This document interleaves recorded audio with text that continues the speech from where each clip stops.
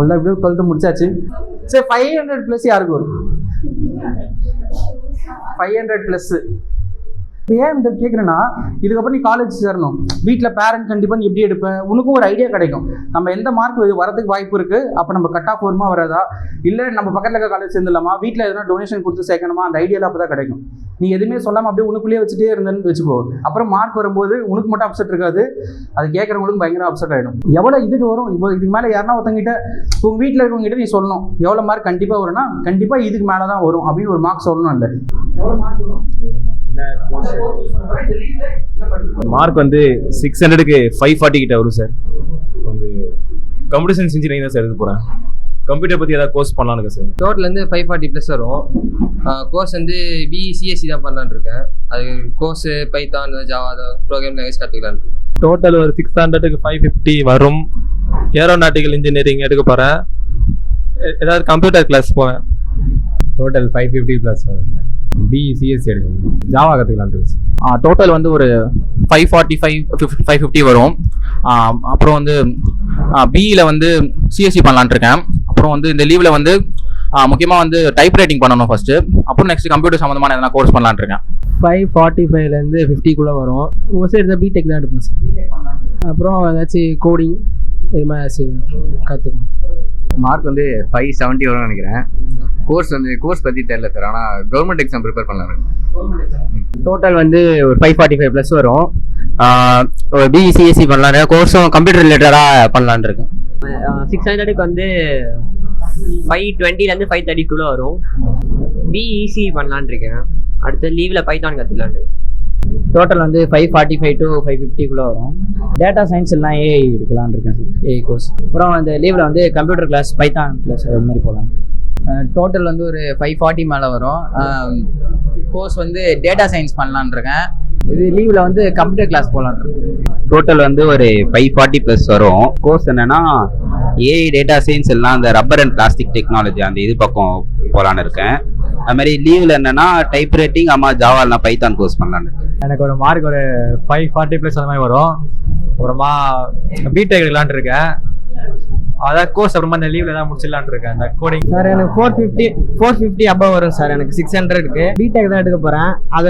அது சம்மந்தப்பட்டமா ஏதாவது ஒரு கோர்ஸ் வந்து லீவில் பார்க்கலான்னு இருக்கேன் சார். எனக்கு ஒரு 450லேருந்து ஒரு 470க்குள்ளே வரும் சார்.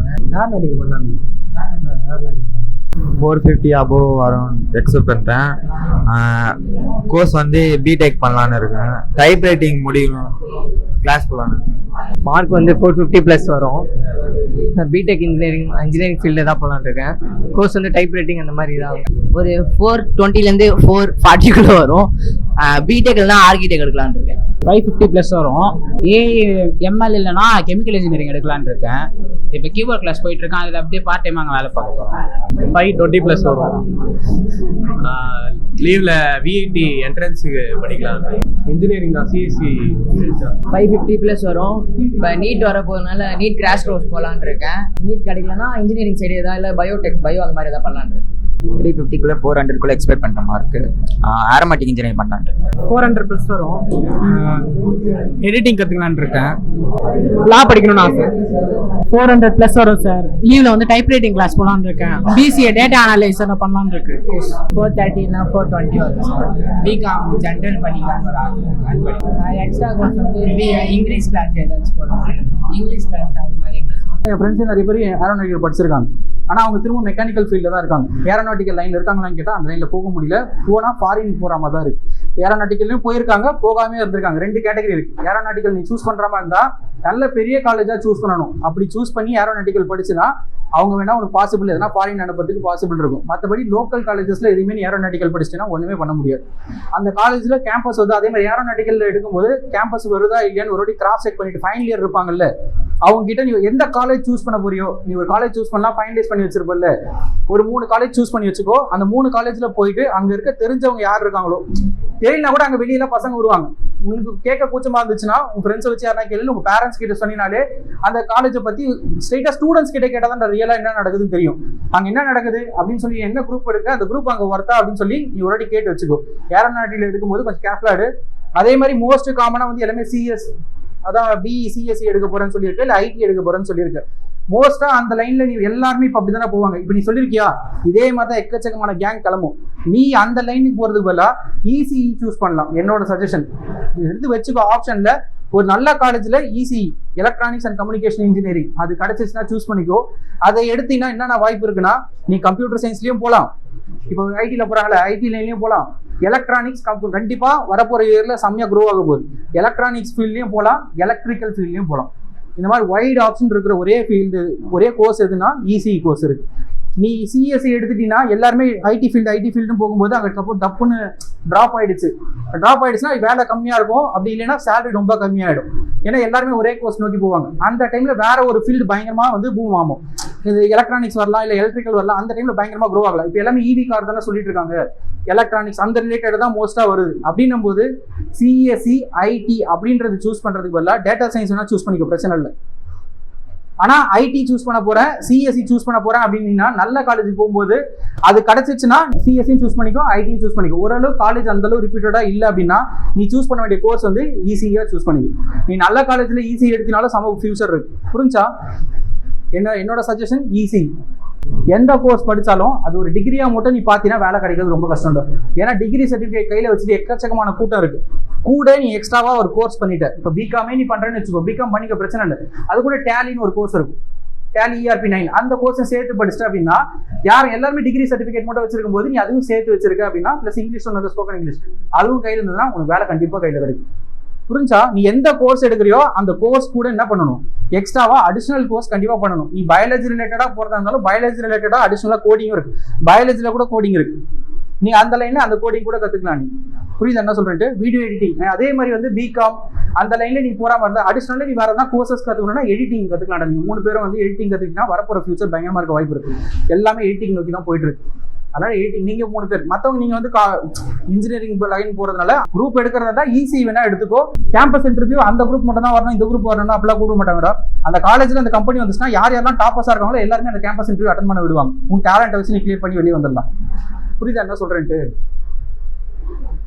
அப்புறம் டைப்பிங் பத்தி சொல்லியிருந்தேன். நீ டைப்பிங் பொறுத்த வரைக்கும் நீ கம்ப்யூட்டர் சயின்ஸ் லைன்ல போற மாதிரி இருந்தாலே டைப்பிங் கண்டிப்பா கத்து வச்சுக்கோ. அதே மாதிரி கவர்மெண்ட் எக்ஸாம் சொல்லியிருந்தேன், கவர்மெண்ட் எக்ஸாம் போற மாதிரி இருந்தாலும் டைப்பிங் கண்டிப்பா நீ தெரிஞ்சு வச்சிருக்கணும். நிறைய பேர் என்ன பண்றாங்கன்னா கவர்மெண்ட் எக்ஸாம் கிளியர் பண்ணிட்டு டைப்பிங் வந்து கத்துக்கிறாங்க.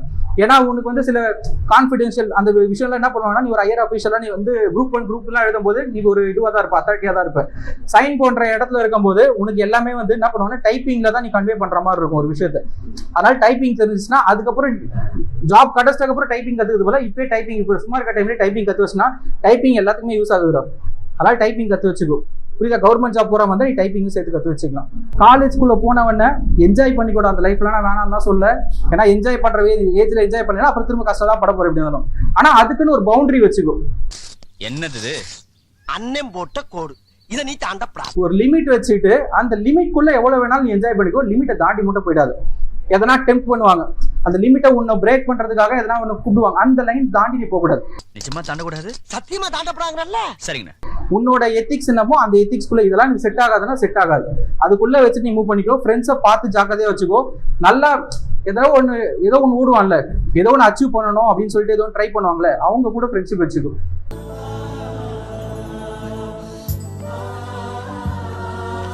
அப்படி வச்சுன்னா ஆட்டோமேட்டிக்கா அவங்களே உங்களுக்கு கூட்டு போயிடுவாங்க. புரிஞ்சா? நல்ல காலேஜ் சூஸ் பண்ணி பக்கத்துல இருக்க காலேஜ், வீட்டு பக்கத்துல இருக்க காலேஜ் அந்த மாதிரிலாம் சூஸே பண்ணிடாத. உன் கோர்ஸ் உன்னோட கட் ஆஃப்க்கு நல்ல காலேஜ் கிடைக்குதுன்னா வெளியே தாண்டி போய் கூட படி, எதுவும் பிரச்சனை கிடையாது. மார்க்லாம் பிரச்சனை இல்லை. 430 420 அந்த மாதிரிலாம் சொல்லியிருக்கேன். வீட்டில் அந்த மார்க்கை தைரியமாக சொல்லிடு. உங்க வீட்லயும் அவ்வளோதான் எக்ஸ்பெக்ட் பண்றாங்க. அந்த மார்க்கை ஃபர்ஸ்ட் சொல்லிட்டீங்கன்னா அவங்க பார்த்துக்குவாங்க மற்றது. அதுக்கப்புறம் காலேஜில் போயிட்டு நீ என்ன பண்ற அது பண்ணிக்கோ. காலேஜ் சார் பேரண்ட்ஸ் கிட்ட நீ இப்பயே ஓரளவு சொல்லி வச்சிட்டேன், 400 எக்ஸ்பெக்ட் பண்றேன், 450 எக்ஸ்பெக்ட் பண்றேன். அதே ஏதோ ஒரு பேச்சு வாக்கில் போட்டு வச்சிரு டக்குன்னு. அப்படி சொல்லும் போது எனக்கு இந்த சரௌண்டிங்ல உனக்கு எந்த காலேஜ் பிடிச்சிருக்குன்னு பார்த்து நீ சூஸ் பண்ணிட்டு அந்த காலேஜ்ல மேனேஜ்மெண்ட் கோட்டா போகும்போது இப்பயே சூஸ் பண்ணி மேனேஜ்மெண்ட் கோட்டா போயிட்டீங்கன்னா டொனேஷன் ரொம்ப கம்மியா இருக்கும்டா. ரிசல்ட் வரதுக்கு முன்னாடி நீ காலேஜ் ஜாயின் பண்ணா டொனேஷன் ரொம்ப கம்மியா இருக்கும். ரிசல்ட் வந்ததுக்கு அப்புறம் இப்போ ஒரு காலேஜுக்கு 3 lakhs டொனேஷன் கேட்கறாங்கன்னா ரிசல்ட் வந்ததுக்கு அப்புறம் 8 lakhs மாறிடும். 5 லட்சம் எக்ஸ்ட்ராவா சேர்த்துருவாங்க. புரியுதா? நீ இப்பயே போய் கேட்டீங்கன்னா உனக்கு என்ன கோர்ஸ் கேட்கறியோ கொடுக்கறதுக்கும் வாய்ப்பு இருக்கு. சரி, மார்க்கை பத்திலாம் அந்த அளவுக்குல கேர் எடுத்துக்க மாட்டாங்க. காசு கொடுத்து வாங்குறதுல மார்க்கை பத்தி கேர் எடுக்க மாட்டாங்க. நீ கேட்கிற குரூப்பே கூட கொடுத்துருவாங்க. எவ்வளவு சீக்கிரம் போக முடியுமோ மேனேஜ்மெண்ட் கோட்டால யாருன்னா போற மாதிரி இருந்தீங்கன்னா சீக்கிரமா ஜாயின் பண்ணிடு. அதே மாதிரி காசு கேட்க தான் செய்வாங்க. 2 லட்சம் கேட்கறான் 3 லட்சம் கேட்கறான்னு பயந்துட்டுன்னா எக்ஸ்ட்ரா ஒரு 5 லட்சம் சேர்த்து கட்டுற மாதிரி இருக்கும். கொடுத்து தான் ஆகணும்னா கொடுத்துரு, அங்கே போயிட்டு என்ன பண்ணுறியோ பண்ணிக்கோ. புரியுதா? அதே சேம் டைம் அதே மாதிரி ரிசல்ட் வந்து பார்த்துக்கோ, ரிசல்ட் என்னைக்கு வருதோ அன்னைக்கு மறுநாளே முடிஞ்ச அளவு அன்னைக்கு ஈவினிங்கே காலேஜ் அப்ளிகேஷன்லாம் போட ஆரம்பிச்சிடுறோம். காலேஜ்க்கு நீ உடனே போனாதான், ஒரு 1 வீக் கழிச்சு போறேன், ஊர்ல போயிருக்கேன், சில பேர் அந்த மாதிரி நடக்கும். மார்க்லாம் எடுத்துட்டு கையில வெயிட் பண்ணுவாங்க, ஒரு வாரம் கழிச்சு பாத்துக்கலாம் அப்படின்னு எல்லாமே முடிஞ்சிடும். புரியுதா? அதே மாதிரி காலேஜ் ஸ்கூல்லாம் வாசல்ல போய் அப்ளிகேஷன் போறதுக்குலாம் பாசிபிள் இருக்குது. எல்லாமே ஆன்லைன்ல மாத்திட்டு வராங்க. நீ சூஸ் பண்ண போற காலேஜ்ல ஆன்லைன்ல அப்ளிகேஷன் இருக்கா இல்ல டைரக்ட் அப்ளிகேஷன் இருக்கான்னு ஃபர்ஸ்ட் பார்த்து வச்சுக்கோ. காலேஜ் சூஸ் பண்றதுக்கு முன்னாடி அந்த காலேஜ்ல படிக்கிறவங்களை யாருன்னா ஒருத்தங்க வெளியெல்லாம் வருவாங்க, காலேஜ் முடிச்சு வெளியே வருவாங்கல்ல, கூப்பிட்டு கேட்டா அவங்களுக்கு எல்லாமே சொல்லிடுவாங்க, ஒர்த்தா இல்லையான்னு கிளியரா சொல்லிடுவாங்க. நீ எடுக்கிற காலேஜை பத்தி கேட்காத, நீ எடுக்கிற கோர்ஸை பத்தி கேளு. புரியுதா? நீ வந்து சிஎஸ் தான் எடுக்க போறேன்னா சிஎஸ் எப்படி இருக்கு அந்த காலேஜ்ல அப்படின்னு சொல்லி கேட்டீங்கன்னா அதை பத்தி கிளியரா சொல்லுவாங்க. காலேஜ் எப்படி இருக்குன்றது நம்மளுக்கு தேவையில்ல, அந்த கோர்ஸ் எப்படி இருக்குன்றத மெயினா தேவை. நல்லா இருக்கும்னு சொன்னாங்க, நல்லா இருக்கும்னு சொன்னாங்களாம். ஏன்னா அந்த கோர்ஸ்ல நல்லா ப்ரொஃபசர்ஸ்லாம் கிடைக்க வாய்ப்பு இருக்கு. பிஎஸ்சி ஏவியேஷனா? ஏவியேஷன் போயிட்டு அடுத்தது என்ன பண்ண போற? ஓகேடா, நீ சூஸ் பண்றது ஓகே, ஏவியேஷன் கேட்கலாம் நல்லா இருக்கு. அடுத்தது என்ன பண்ண போற? ஏவியேஷன் சூஸ் பண்ணிட்டு அடுத்த பிளான் பைலட் ஆக போறேன்னா அதுக்கு நீ எக்ஸாம் எழுதினாலே போதும் உனக்கு. அதுவும் பைலட் எக்ஸாம் நீ உங்களோட லைஃப்லேயே 3 வாட்டி தான் பைலட் எக்ஸாம் எழுத முடியும். 3 வாட்டி நீ ஃபெயில் ஆயிட்டீங்கன்னா அப்போ பைலட்டே ஆக முடியாது வாழ்க்கையில். அதனால நீ பார்த்து சூஸ் பண்ணி தான் எழுதணும். உன்னோட ஃபிட்னஸ் எல்லாமே கரெக்டாக வச்சுக்கிட்டு, ஐ பவர் எல்லாமே கரெக்டாக இருந்து, வெயிட் அது எல்லாமே என்னென்ன கால்குலேஷன் சொல்றாங்க எல்லாமே கரெக்டாக இருந்து நீ ட்ரை பண்ணினா 300 கிளிக் ஆகிடும். இல்லைன்னா அதுக்கப்புறம் பைலட்டே ஆக முடியும் லைஃப்ல. பைலட் ஆகிறதுக்கு ஏரோநாட்டிக்கல் எடுக்கிறதுக்கு அவசியமே கிடையாது. ஏரோநாட்டிக்கல் இன்ஜினியரிங் என்டையரா வேற, பைலட் என்டையரா வேற. அதே மாதிரி பிசிஏ இன்ஜினியரிங் எனக்கு செட் ஆகாது, போர்ஷன்ஸ்லாம் ரொம்ப டஃபா இருக்கும் அப்படின்னு ஃபீல் பண்ணினா பிசிஏ எடுக்கலாம். அதே மாதிரி பிஎஸ்சியில் கம்ப்யூட்டர் சயின்ஸும் உனக்கு இருக்கு, அதுவும் நீ எடுக்கலாம். இன்ஜினியரிங்ல மேக்ஸ் எத்தனை வருஷம் இருக்கு? எத்தனை செம்ல வரும்னு நினைக்கிறேன்? நீ எடுக்க போற கோர்ஸை பொறுத்து அது மாறிட்டே இருக்கும்டா. நீ ட்ரிபிள் எடுத்தினா 6 செம் வரும், நீ ஐடி அந்த மாதிரி எடுத்தினா 4 செம் வரும்.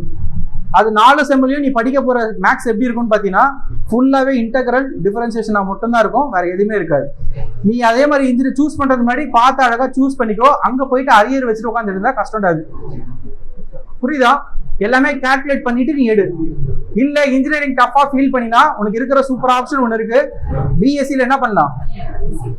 பிசிஏ தனியா பண்ணலாம். அப்படின்னா பிஎஸ்சியில கம்ப்யூட்டர் சயின்ஸ் ரிலேட்டடா நீ எந்த கோர்ஸ்னா பண்ணலாம். ஏன் என்ன அவன்ல மட்டும் இன்ஜினியரிங் படிக்க சொல்லிட்டு என்ன மட்டும் இதை படிக்க சொல்றீங்க அப்படின்னு நினைக்காத.